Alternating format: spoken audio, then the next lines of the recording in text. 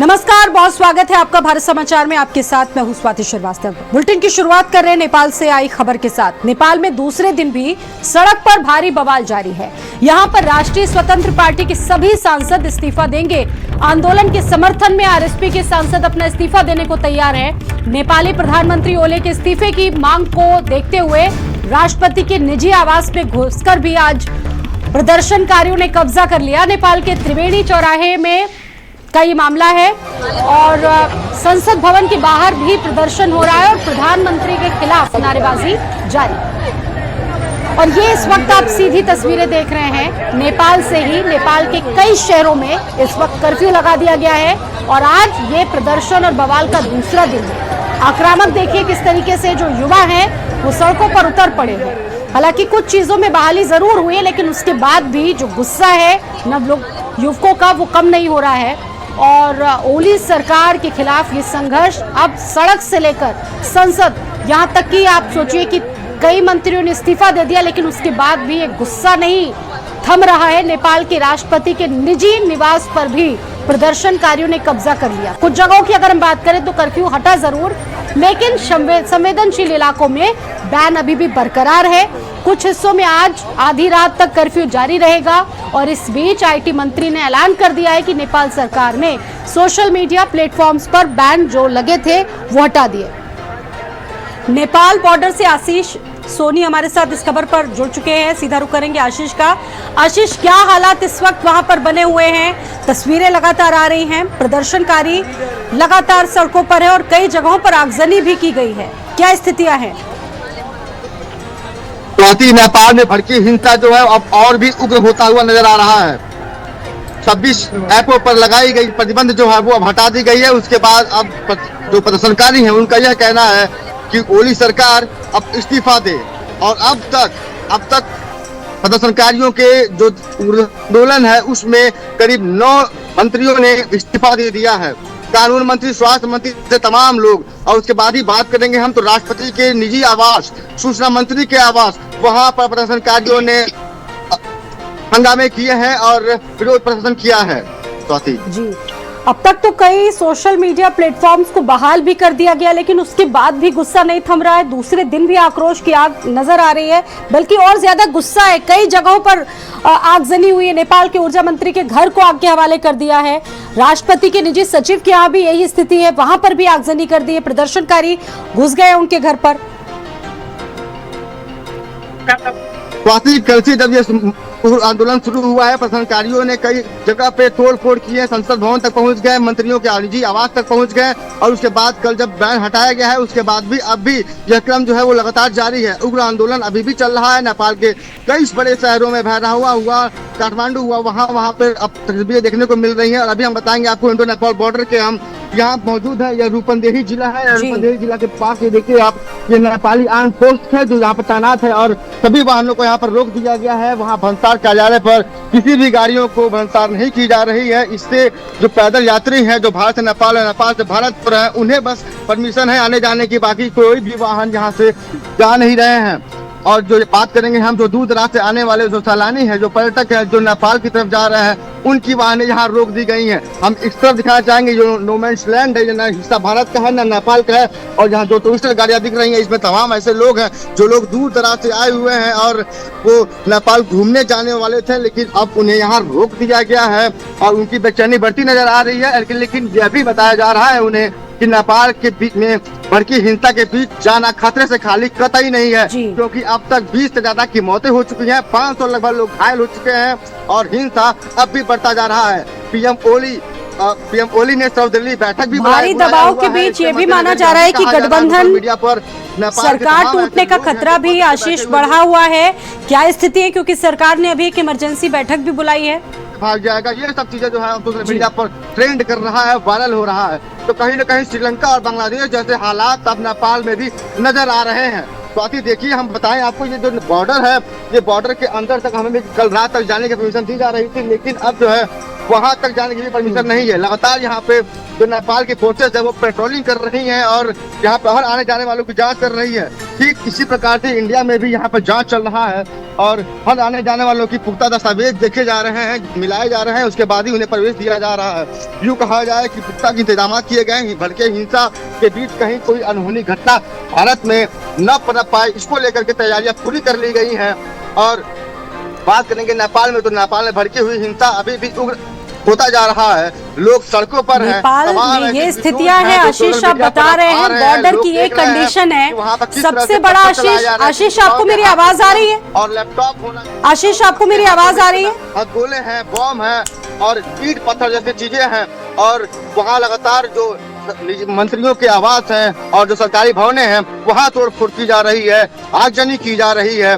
जैसा कि अभी आप बता रही थी कि राष्ट्रपति के निजी आवास पर भी जिस तरह से आगजनी की गई है, सूचना मंत्री के आवास पर की गई है, तो इस तरह से कई मंत्रियों ने इस सब चीजों को देखते हुए जो निर्दोष लोग मारे गए हैं, उनकी जो संवेदनाएं जागी हैं, उसके बाद से 9 मंत्रियों ने इस्तीफा दे दिया है। स्वाति, आशीष हमारे साथ लगातार बने हुए हैं और वो बता रहे हैं कि बॉर्डर में क्या स्थिति है, नेपाल में क्या स्थिति है। सबसे बड़ी बात यह है कि देश भर के युवा जब इस तरह से सड़कों पर उतरकर प्रदर्शन करने के लिए मजबूर हैं, हर जगह प्रदर्शन हुआ। कुछ बताया जा रहा है आशीष कि कुछ जो सोशल मीडिया के प्लेटफॉर्म से उनको बहाल भी कर दिया गया, लेकिन उसके बाद भी भ्रष्टाचार और न जाने कितनी समस्याओं को लेकर युवा सड़कों पर है, अपनी समस्याओं को वो बता रहे हैं। बैन जरूर हटा दिया गया है, लेकिन अभी भी प्रदर्शन चल रहा। आगे क्या स्थिति है, क्योंकि गठबंधन टूटने का खतरा भी बना हुआ है आशीष, इमरजेंसी बैठक बुला ली गई है। बिल्कुल स्वाति, देखिए इमरजेंसी बैठक आज शाम को बुलाई गई है और नेपाल में तमाम ऐसे मंत्री हैं जो आज सर्वदलीय बैठक में बैठक लेंगे। और सर्वदलीय यानी कि हो ही गया कि जितने भी तमाम जो कांग्रेसी और जो अन्य पार्टियां हैं वहां के लोग वहां बैठेंगे और उसमें निर्णय लिया जाएगा कि इस फैसले के बाद से इस आंदोलन को कैसे रोका जाए। और हम अभी इस तस्वीरों में दिखाना चाहेंगे जो बैठक चल रहा, ये जो लोग हैं वो लोग पर्यटक हैं। कहाँ का है आप लोग? अच्छा, ये अभी जो हालात हुए हैं उसके बाद से अभी क्या भारत से लोग नेपाल जा रहे हैं? नहीं सर, अभी भारत के लोग नेपाल नहीं जा सकते हैं। इसके लिए वहाँ पे प्रतिबंध किए हुए हैं, नेपाल जाने अनुमति नहीं दे रहे गाड़ियों की। पैदल जाने के लिए, पैदल जाने वाले लोग जा रहे हैं। और जो अभी अपडेट जो अंदर का है, जो पोखरा में है, भैरावा में है, यहाँ से 5 किलोमीटर की दूरी पे भैरावा है, भैरावा जल रहा है। अभी क्या हालत ठीक नहीं है, अभी कुछ कहा नहीं जा सकता है। संभवतः हो सकता है खुल भी सकता है, अभी खुलने की आशा नहीं दिख रहे हैं। तो देखिए यहाँ के स्थानीय लोग हैं जो नेपाल और भारत में हमेशा इन लोगों का आना जाना लगा रहता है, व्यापारिक रूप से भी मिलन जुलन होता ही रहता है। और अभी हम बात करेंगे जहाँ इसी गेट पर तमाम ऐसे लोग मिले हैं हमसे जो महाराष्ट्र के रहने वाले हैं, जो नेपाल घूमने के लिए जाने वाले थे। सबसे बड़ा सवाल ये है कि इस प्रोटेस्ट का ना तो कोई लीडर था, ना तो कोई ऐसा बड़ा चेहरा, लेकिन उसके बाद भी ये सफल आंदोलन चल रहा है। अगर हम नेपाल की बात करें तो नेपाल की हिस्ट्री में, नेपाल के इतिहास में इससे बड़ा आंदोलन अभी तक कोई नहीं हुआ।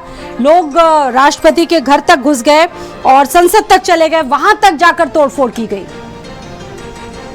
स्वाति, देखिए इस आंदोलन का स्वरूप तभी वहीं से गढ़ दिया गया जब प्रधानमंत्री केपी ओली शर्मा ने 26 ऐपों को बैन किया। और ये जैन जी वो जैन जी हैं जिन्होंने अपने एक तरफ मोबाइल देख करके एक चम्मच भोजन करना शुरू किया था। यूँ कहा जाए कि अब हमारे और आपके परिवार में भी ऐसे तमाम बच्चे देखने को मिलेंगे जो यूट्यूब के वीडियोस देख करके भोजन करते हैं। तो ऐसे में उनको लत लगती चली गई। कई लोग ऐसे हैं जो अब इसी सोशल मीडिया को अपना सहारा मान लिए, अपना रोजगार का माध्यम मान लिए, तमाम चीजें कर लिए, जो अपने शौक पूरा करते हैं। तो कहीं न कहीं इन चीजों से वो लोग जुड़ते चले गए। और जैन जी में कौन लोग हैं? वही लोग हैं हमारे ऐसे आपके से युवा है जो 16 से 30 उम्र के, 16 से 30 के बीच के हैं। और वहाँ जो लोग इस आंदोलन में हैं वो लोग भ्रष्टाचार के खिलाफ हैं, बेरोजगारी के खिलाफ हैं। जो थोड़ा बहुत रोजगार इनको ऐपों से मिला हुआ था, इन सोशल साइटों से मिला हुआ था, वो भी प्रधानमंत्री छीन रहे थे। और तमाम सैकड़ों हजारों करोड़ों रुपए के भ्रष्टाचार के आरोप है। और वहाँ जनता की मांग ये है कि उससे सारी चीजें, जो मंत्रियों की जो संपत्ति है, जो आमदनियां है, वो सारी चीजें जनता के पीछे रखी जाए जी। तो ये इन मांगों को लेकर कोई इनका नेता नहीं थी कि एकदम से ये स्थिति आन पड़ी हो, ऐसे हालात बन गए हो। इन घटनाओं के पीछे, इस प्रदर्शन के पीछे का जो बैकग्राउंड होगा वो भी अपने आप में बड़ा पुख्ता होगा। और देखिए सबसे बड़ी बात है 26 प्लेटफॉर्म जो थे सोशल मीडिया के बैन कर दिए गए और गुस्सा वहीं से हुआ। ये सिर्फ बैन का नतीजा नहीं है, बल्कि इन लोगों का ये भी साफ कहना है जो प्रोटेस्ट कर रहे हैं कि बेरोजगारी वहां पर जिस तरह से बढ़ी है, भ्रष्टाचार की समस्या जिस तरीके से बढ़ी है, और भी कई समस्याओं को लेकर ये उनका प्रोटेस्ट चल रहा है। ये एक दिन की स्थिति नहीं है आशीष। बिल्कुल स्वाति, ऐसे तमाम बड़ी ऐसे खबर इससे छोटे-मोटे जुड़ी तो अपने दर्शकों को बता दें। नेपाल से ही इस वक्त की बड़ी खबर अपने दर्शकों को बता रहे हैं, क्योंकि हमारे जो संवाददाता है वहां से ग्राउंड रिपोर्ट दे रहे हैं और राष्ट्रपति के आवास पर भी कब्जा हुआ है। नेपाल से इस वक्त की बड़ी खबर आपको बता रहे हैं। राष्ट्रपति के, माफ कीजिएगा, राष्ट्रपति के निजी आवास पर कब्जा हुआ है, ये बड़ी खबर। नेपाल में जो हालात है इस वक्त काफी संघर्षपूर्ण बने हुए हैं और जगह जगह प्रदर्शन हो रहा है। राष्ट्रपति के निजी आवास पर भी प्रदर्शनकारियों ने कब्जा कर लिया है। अब तक के इतिहास में हम देखें तो ऐसा पहली बार हो रहा है कि संसद तक घुस गए प्रदर्शनकारी। राष्ट्रपति के निजी आवास पर भी कब्जा कर लिया गया, कई जगह आगजनी की गई। ये तस्वीरें हैं वहां से, आप इन तस्वीरों के जरिए देखिए कि क्या स्थिति है। और एक तरफ सोशल मीडिया को लेकर जिस तरीके से लोगों का गुस्सा फूटा है, उनके घर तक दाखिल हो गए प्रदर्शनकारी, उनकी फोटोज को हटाने लगे, उनके घर तक चले गए। अब आप सोचिए कि क्या स्थिति वहां पर होगी। 8 सितंबर से ये जो आंदोलन शुरू हुआ है, आज भी दूसरा दिन है। कहीं से भी ये नहीं कहा जा सकता है कि जो तनाव है वो कम हुआ है जरा सा भी। और अचानक प्रदर्शनकारी संसद परिसर में घुसे। इसके अलावा राष्ट्रपति के निजी सचिव के घर पर भी घुस गए, वहां पर दाखिल, वहां पर भी उन्होंने कब्जा कर लिया। आशीष हमारे साथ लगातार जुड़े हुए। आशीष, तमाम तस्वीरें वहां से आ रही हैं, वीडियो सामने आ रहे हैं और एक वीडियो जो इस वक्त हम दिखा रहे हैं, नेपाल से एक और बहुत बड़ी खबर आपको बता रहे हैं। किसी भी वक्त गिर सकती है नेपाल की गठबंधन वाली सरकार। यह भी बहुत बड़ी खबर है क्योंकि चर्चा इसी चीज को लेकर चल रही है। नेपाली मंत्री ने बहुत बड़ा दावा किया है क्योंकि स्थितियां ठीक नहीं है और सरकार किसी भी वक्त गिर सकती है। हालांकि आज शाम को ही आशीष बता रहे थे कि वहां पर एक इमरजेंसी बैठक बुलाई गई है, लेकिन ये सरकार ज्यादा देर नहीं चल सकती है क्योंकि स्थितियां ये है, लोगों का गुस्सा ये है, युवा गुस्सा है, सड़क पर उतर चुके हैं। सरकारी कई कार्यालयों में उन्होंने कब्जा कर लिया है, यहां तक कि राष्ट्रपति के निजी सचिव के आवास पर भी उन्होंने कब्जा कर लिया है। नेपाल में प्रदर्शन और हिंसा की तस्वीरों के बीच ये बहुत बड़ी जानकारी है कि वहां पर सरकार भी गिर सकती है। म चाहिँ एउटा नेपालको युवा हो, म चाहिँ नेपालको जनता हो हैन। यो प्रोटेस्ट करप्सनको बेसी करप्सनको लागि थियो। करप्सन जो नेपालको भ्रष्टाचारीहरूले देश सकाइसक्यो नि त्यसको लागि हो। तर हिजो हाम्रो 19 जना दाजुभाइहरूले हिजो आफ्नो ज्यान गुमाउनु पर्यो। Corruption, we are fighting against corruption. This is the motto of our protest, fighting against corruption. हत्यारा सरकार, नेपाल हत्यारा सरकार, विद्यार्थी मार्ने देशको नागरिक हो म। यो सत्ता ढल्नु पर्छ, नयाँ सत्ता आउनु पर्छ, युवाहरू उठ्नु पर्छ। अब युवाहरू उठ्नु पर्छ, दलीय व्यवस्था खारेज गर्नु पर्छ।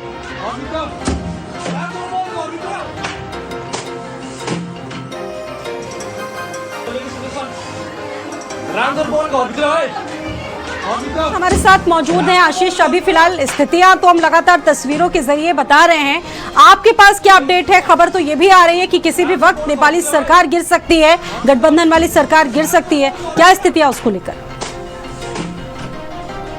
बिल्कुल स्वाति, ये बिल्कुल सूत्रों के हवाले से बिल्कुल साफ कह सकते हैं कि जिस तरह से नेपाल के कई मंत्री, कई पदाधिकारी लोग सोशल मीडिया पर लिख रहे हैं कि हाँ, प्रधानमंत्री केपी ओली शर्मा जो है वो दुबई भाग सकते हैं, तो इसमें कोई गुरेज नहीं है कि ऐसा हो सकता है। शाम होते होते कुछ न कुछ नेपाल से एक बड़ी खबर हमारे और आपके सामने होगी। और नेपाल में हम बात करें तो अब तक जो 9 मंत्री जो इस्तीफे दिए हैं, जो नेपाली मीडिया के हवाले से खबर आ रही है, तो उसके बाद सर्वदलीय बैठक में रहेगा कौन? सर्वदलीय बैठक में जो लोग आएंगे उसमें बैठक में निर्णय क्या ले जाएंगे? तो गठबंधन में बनी हुई सरकार कब तक चलेगी? अब महज एक घंटे 1 मिनट उनके लिए पहाड़ सा साबित हो रहा है। अब कि आपको ये देखिए जो लोग आ रहे हैं, जो लोग पैदल यात्री हैं, जो नेपाल से होकर के आ रहे हैं, नेपाल के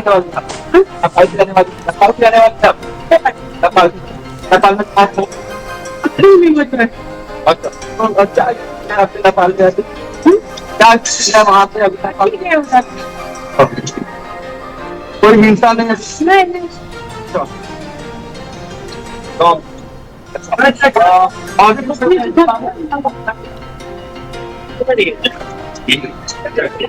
तो ये तमाम लोग हैं जो लोग जहाँ नेपाल जो भारत में आ रहे हैं, ये पैदल यात्री हैं जो आ रहे हैं। बाकी यातायात यहाँ शून्य कर दिया गया है। कोई भी मालवाहक गाड़ियाँ या फिर टूरिस्टर जो है वो जहाँ से नहीं जा सकेंगे।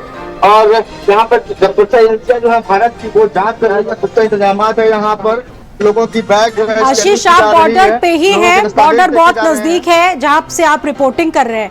वहां पर लोगों का क्या कहना है, कितना डर लोगों को लग रहा है, क्योंकि वहां से नेपाल तो ज्यादा दूर नहीं है। क्या स्थिति है, बाजारों को लेकर क्या स्थितियां हैं, व्यापारी क्या कह रहे हैं? आशीष,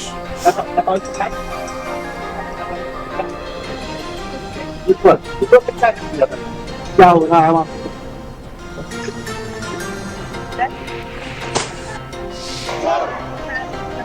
अच्छा, जमा हो रहा है। और कल को क्या चल रहा है? कल क्या दिन में आपके रात में अच्छा, घरों में रहने वाली महिलाएं हैं कहाँ से कहना?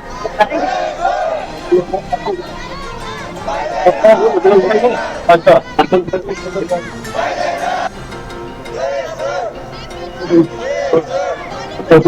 क्या है अंदर?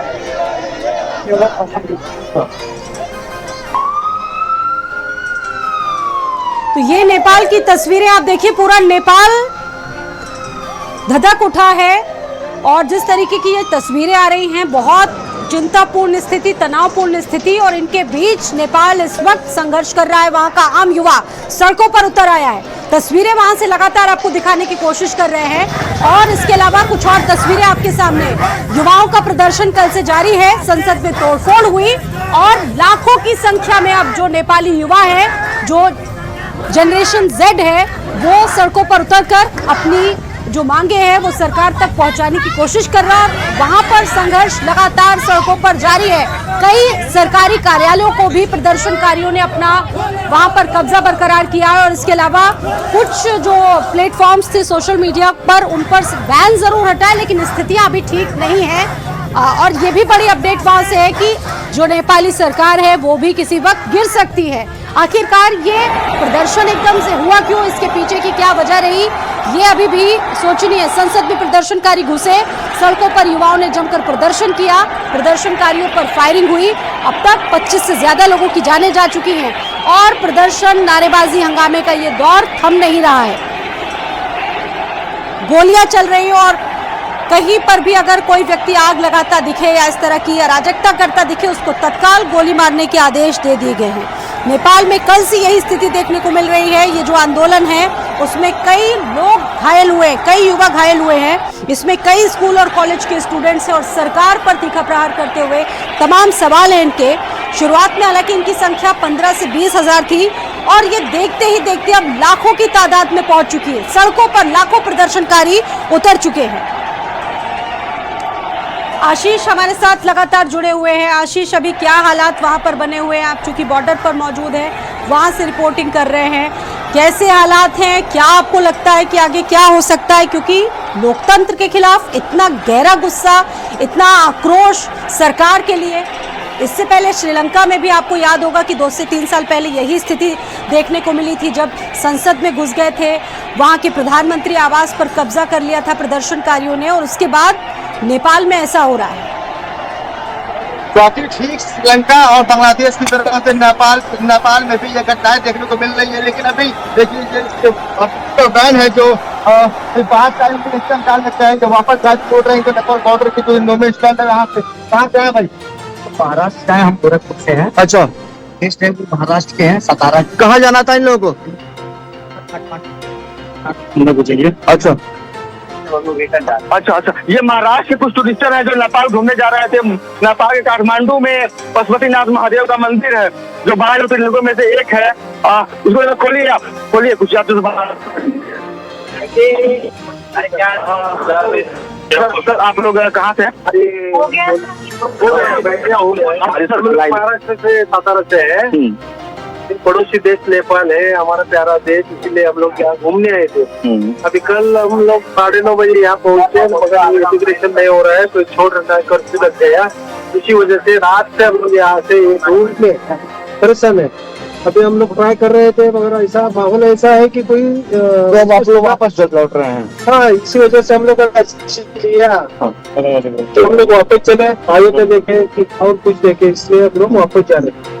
तो जो नेपाल में भर्ती हिंसा है उसको लेकर के यहाँ पे क्या ओपिनियन है? अच्छा, अभी कुछ देर और रुकेंगे आप लोग नेपाल घूमने के लिए? नहीं, हम लोग नेपाल घूमने के लिए अभी नहीं रुकेंगे। हम यहाँ से वापस जाने का हमने निर्णय ले लिया है, क्योंकि ये जो हिंसा है जल्दी थमने वाली नहीं है। सरकार ने जो वहाँ पे गोलीबारी करके जो निर्णय लिया है वो बहुत ही गलत निर्णय था। इसकी वजह से काफी लोगों की मौत हो गई वहाँ पे। तो वो ये हिंसा जल्दी रुकने वाली नहीं है। इसीलिए हम लोगों ने ये निर्णय लिया कि हम वापस चले जाएंगे इंडिया, मतलब भारत में ही है अभी तो थोड़ा भी नहीं है। वापस महाराष्ट्र थोड़ा यूपी घूमेंगे और बाद में फिर वापस महाराष्ट्र चले जाएंगे। और हमारे यहाँ पे साथ में लेडीज आई हुई है, वो भी बहुत परेशान है। रात से हम परेशान है, न तो एसी वाली होटल मिली हमें, कैसे तो भी सोए हैं, न खाने का यहाँ पे बराबर ये हुआ। तो देखिए स्वाति, यहाँ पर यह कहा जाए कि नेपाल में जो बढ़ती हुई हिंसा है उसका असर बॉर्डर पर भी देखने को मिल रहा है। तमाम ऐसे लोग हैं जो सैलानी है जो घूमने के लिए जा रहे थे नेपाल में, और वो लोग अब वापस जा रहे हैं कि टूर पैकेज भी लाखों रुपए की बुक थी, लेकिन अब वो सब कैंसिल हो चुका है, खत्म हो चुका है। ये लोग इनकी गाड़ियां अब वापस महाराष्ट्र की तरफ रवाना हो रही है। ये पूरा परिवार, ये कुनबा जो है वो नेपाल घूमने जा रहा था, लेकिन कल रात से ही यहाँ फंसा हुआ था और अब उन्हें एंट्री नहीं दी गई। उसके बाद ये लोग बैरंग वापस जा रहे हैं। जैसा कि इन लोगों ने बता रहे थे, जो सैलानी वो बता रहे थे कि यहाँ पे खाने और रहने की भी दिक्कतें हो रही थी। तो ये बॉर्डर है और बॉर्डर से सटे जब नेपाल में हिंसा फैला हुआ है तो लाजमी है कि बॉर्डर पर भी उसका असर देखने को मिलेगा। अब ये दिखाना चाहेंगे कि नेपाली फोर्सेज जो है यहाँ पर, नेपाली फोर्सेज यहाँ तैनात है। यहाँ पर हर 5 मिनट के बाद से 2-3 गाड़ियां आ रही है नेपाली आर्म फोर्स की, जो यहाँ पर पेट्रोलिंग करके जा रही है। और वहाँ आगे वो यहाँ से रूपंदेही जिला शुरू होता है और आगे भंसार कार्यालय है, जहां से गाड़ियों की परमिशन दी जाती है कि अंदर जाने के लिए, लेकिन भंसार कार्यालय को बंद किया गया है। अब सारी वाहनें यहां से मोड़ करके वापस जा रही हैं। और भारत की तस्वीरें दिखाएंगे हम, तो भारत में जो मालवाहक वाहन है जो भारत से नेपाल की तरफ जाते हैं, खाने पीने की सामानें जाती है, तो वो सारी गाड़ियां यहाँ पर लगी हुई है। करीब कईयों किलोमीटर लंबी सड़क पर जाम आपको नजर आएगी, वाहनें जो है वो खड़ी है। बिल्कुल, तो ये तस्वीरें इस वक्त है और सबसे ज्यादा जो एक बहुत बड़ा तबका नेपाल पहुंचता है, पर्यटक बड़े तबके के रूप में वहां पर पहुंचते हैं, वहां पर घूमने के लिए जाते हैं। उन पर्यटकों के लिए जो दूर दूर प्रदेशों से पहुंचे, उन पर्यटकों के लिए काफी मुश्किलें हैं और उनको अब वापस लौटना पड़ रहा है मायूस होकर। और आप तस्वीरें वहां पर देख रहे हैं, वो बता रहे हैं कि कितनी मुश्किलें उनके सामने, उनको होटल्स नहीं मिल रहे हैं। आशीष, सबसे बड़ी बात यह है कि सरकार ने अपना रुख जरूर बदला है, कुछ सोशल मीडिया पर बैन हटा भी दिया गया है, लेकिन उसके बाद भी स्थितियां क्यों नहीं बहाल हुई? देखिए, प्रदर्शनकारी पहले ऐप को खोलने की बात कर रहे थे, लेकिन अब उग्र आंदोलन जो है, वो जो लोग जो मारे गए हैं, जिनकी निर्मम हत्याएं हो चुकी हैं, ये कहा जाए कि उनकी हत्या ही सरकार द्वारा कराया गया है, उसको लेकर के अब उनका गुस्सा भड़का हुआ है और उसी को लेकर के आंदोलन उग्र हो गया है। और अब सीधे प्रधानमंत्री की इस्तीफे की मांग की जा रही है और अब तक करीब दर्जन भर 9 से ज्यादा लोगों की इस्तीफे मंजूर दे दिए गए हैं। कुछ लोगों ने फेसबुक पर, कुछ लोगों ने एक्स पर, तमाम प्लेटफॉर्म पर लिख करके इस्तीफे दे रहे हैं नेपाल के मंत्री। और अब बारी प्रधानमंत्री की है और प्रधानमंत्री की मांग जैसे खत्म होगी तो बैठक से पहले ही कुछ बड़ा अपडेट देखने को। ठीक है, आप नजर बना के रखिएगा। आशीष, आपका बहुत बहुत शुक्रिया जानकारी देने के लिए। तो ये स्थिति आपके सामने है और सरकार के खिलाफ जबरदस्त तरीके से गुस्सा अब सड़कों पर निकल आया है। इस बड़ी खबर पर नजर बनी रहेगी। एक छोटा सा ब्रेक लेंगे, लौटेंगे जल्द।